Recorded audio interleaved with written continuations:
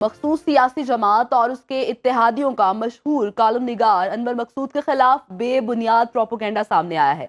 मखसूस सियासी जमात ने सोशल मीडिया अकाउंट से अनवर मकसूद के अगवा और तशद्दुद का शोशा छोड़ दिया। गद्दार वतन आदिल राजा ने इदारों पर अगवा और तशद्दुद का झूठा इल्जाम लगाया। अनवर मकसूद ने बजाते खुद इल्जामात और झूठी खबरों की तरदीद कर दी है। उनका कहना है पिछले दिनों कुछ खबरें सरगर्म थीं जिनकी वजह से उनका जीना हराम हो चुका था। जो कुछ आप सुन रहे हैं वो ना हुआ है और ना होगा। अपने सिपाहियों से मोहब्बत है जो सरहदों पर हमारी खातिर जाने दे रहे हैं।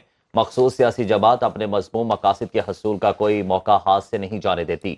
आवाम को इदारों से मुतनफ़र करने के लिए सोशल मीडिया अकाउंट से हर वक्त मनफी प्रोपोगेंडा जारी है। आपको अपडेट कर रहे हैं कि मखसूस सियासी जमात और उसके इत्तेहादियों का मशहूर कालम निगार अनवर मकसूद के खिलाफ बेबुनियाद प्रोपोगेंडा। मखसूस सियासी जमात ने सोशल मीडिया अकाउंट से अनवर मकसूद के अगवा और तशद्दुद का शोशा छोड़ दिया। इसी पर मजीद बात करेंगे। हमारे साथ मौजूद है ब्रिगेडियर रिटायर वकार खान साहब। बहुत शुक्रिया आपके वक्त का। क्या कहेंगे? हमने देखा एक बार फिर से झूठा प्रोपोगेंडा सामने आया है और खुद अनवर मकसूद साहब की जानिब से इस बात की तरदीद कर दी गई है। इस पर अब क्या एक्शन होगा?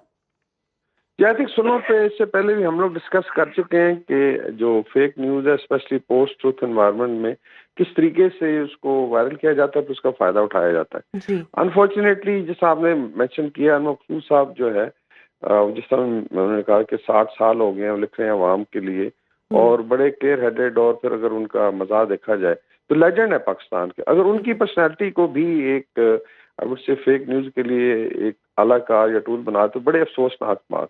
और उन्होंने खुद फिर रिबट भी किया कि शायद वो कह रहे हैं मेरे पास तो शायद ये जो मॉडर्न कोई मोबाइल फोन है वो भी नहीं, how can I create Twitter account जो है। और ये फिर आप देखा एक खास पोलिटिकल पार्टी स्पेशली इसके बाहर बैठे हुए हैं जो सो कॉल्ड दानिश्वर हैं या सोशल मीडिया एक्टिविस्ट हैं, उन्होंने अभी डेली की रूटीन बना ली है। आई थिंक ये पहले भी एक्सपोज हुई थी चीज़ें, लेकिन अनफॉर्चुनेटली यूथ जो है उसमें उनके झांसे में आ जाता है, बिल्डर हो जाता है, फिर इसको बहुत ज़्यादा वायरल किया जाता है। तो एक तो इसको आई थिंक रिबट करने की जरूरत है। अच्छी बात है कि उन्होंने इसको डिस्कस किया है कि अवामन नास को स्पेशली यूथ को एजुकेट किया जाए। और दूसरा मेरे ख्याल अभी इसके अगेंस्ट जो है इनके लीगल एक्शन भी होना चाहिए। आपके सोशल मीडिया लॉज इनको इस्तेमाल करते हुए इनका पाकिस्तान में जो इंग्रेस है वो भी बंद करनी चाहिए और मे भी अगर इनको किसी तरीके से कानून के कटहरे में लाया जाए तो वो आई थिंक ज्यादा मुनासिब होगा। अच्छा वकार खान साहब, ये भी कहिएगा कि अगर हम लोग आदिल राजा की बात करते हैं तो ये पहली बार नहीं है कि उनकी जानिब से इस तरह की चीजें, इस तरह का प्रोपोगेंडा किया जा रहा है। ऐसे इंसान के बारे में जो मुल्क में मौजूद भी नहीं है और मुल्क दुश्मन अनासिर फैला रहा है चीजें, इनके खिलाफ एक्शन किस तरह से लिया जा सकता है? जिसमें वैसे तो जो बायलैटरल आपके एग्रीमेंट्स होते हैं उसमें अगर कोई प्रोविजन है, बिकॉज वेस्ट में अभी आप देखें तो ये कहाँ से हो रहा है, मेनली नॉर्थ अमेरिका और यूरोप या यूके बेसिकली हब बना हुआ। ये जैसे मिडिल ईस्ट से क्यों नहीं होता, ये टर्की से क्यों नहीं होता, ईरान से या हमारे बाकी friendly country south east Asia से, बिकॉज वहाँ पे आई थिंक एक तो इस चीज़ की रिकग्निशन है कि अलाउ नहीं किया जाता लोगों को वो ताल्लुकात खराब करें।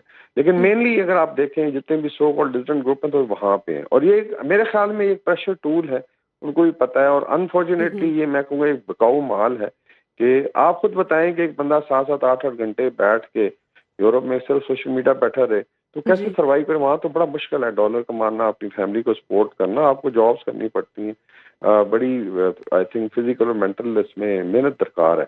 लेकिन ये लोग उधर सस्टेन करें तो इसका मतलब डेफिनेटली फिर आपको याद होगा स्पेशली ये जो कैरेक्टर है जो भगोड़ा है इसके ऑलरेडी जो इंडिया की एजेंसियों के साथ लिंक्स जो प्रूव हुए, इनकी कॉज ट्रेस हुई जिससे वो मशवरा कर रहे थे। तो मेनली तो ये एंटी पाकिस्तान एजेंडा है और इसमें आई थिंक अगर कोई बायलैटरल एग्रीमेंट्स हैं उसके तहत इनको क्योंकि इनको पनिशमेंट्स हो चुकी हैं